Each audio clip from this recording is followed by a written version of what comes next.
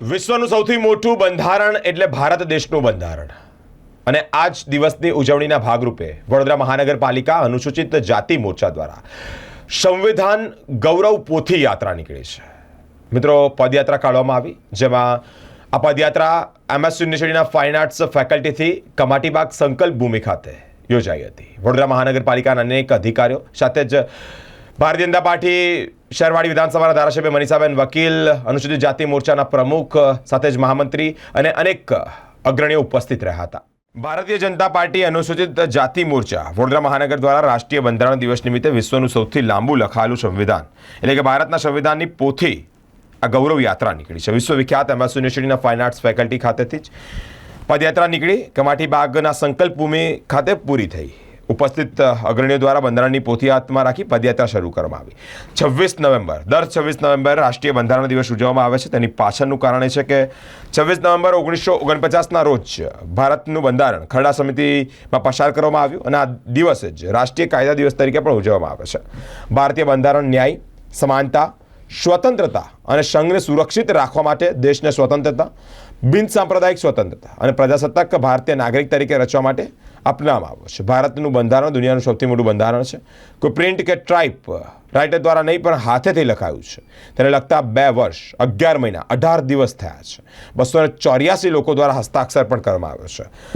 આ જ પ્રસંગે ધારાસભ્ય મનીષાબેન વકીલ, અનુસૂચિત જાતિ મોરચા પ્રમુખ હર્ષદભાઈ પરમાર, શહેર મહામંત્રી સત્યેન કુલાબકર, નગર પ્રાથમિક શિક્ષણ સમિતિના અધ્યક્ષ નિશિત દેસાઈ, ભારતીય જનતા પાર્ટીના ચૂંટાયેલા પ્રતિનિધિત્વ અને કાર્યકર્તાઓ ઉપસ્થિત રહ્યા હતા।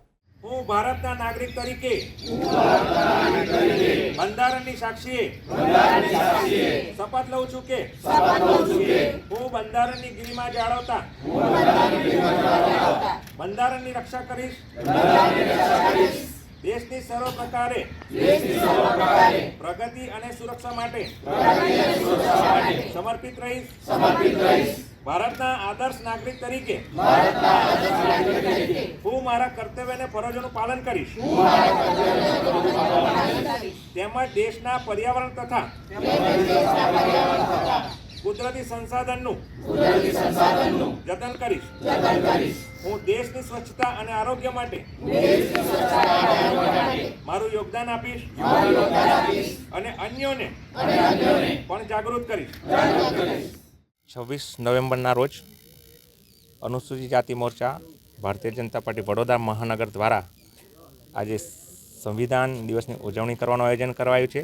ત્યારે આ આયોજનના ભાગરૂપે આજે સંવિધાન ગૌરવ યાત્રાનું આયોજન કર્યું છે, જેમાં મોરચાના કાર્યકર્તા તથા જનરલ સંગઠનના તથા મારા ધારાસભ્યશ્રી, મહામંત્રીશ્રી, શિક્ષણ સમિતિના ચેરમેનશ્રી તથા તમામ કાઉન્સિલરો તેમજ મોરચાના કાર્યકર્તાઓ ઉપસ્થિત રહ્યા। દેશનું આ બંધારણ જ્યારે અમલમાં આવ્યું આજના દિવસે અને આ સંવિધાનથી જ આખો આપણો દેશ ચાલે, ત્યારે આપણા આદરણીય વડાપ્રધાન શ્રી નરેન્દ્ર મોદીજીએ આ દિવસને સંવિધાન દિવસ તરીકે ઉજવણી કરવાની ઘોષણા કરી હતી અને ત્યારથી જ આ દિવસ આજે સંવિધાન દિન તરીકે ઉજવાય છે।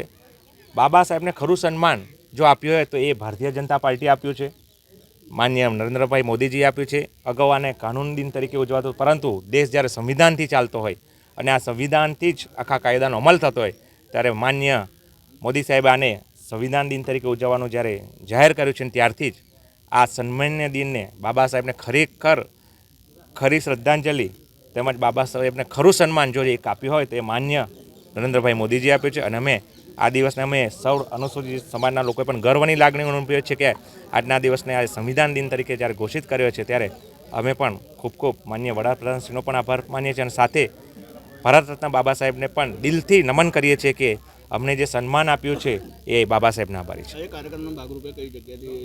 આજે અમે ફાઇન આર્ટ્સ MS યુનિવર્સિટીના ગેટથી સંકલ્પ ભૂમિ સુધી કાર્યક્રમ કર્યો અને અહીંયા ફુલાર વિધિ કરીને હવે અમે એક શપથ ગ્રહણ કરીશું અને આ કાર્યક્રમ ત્યારબાદ સંપન્ન કરીશું।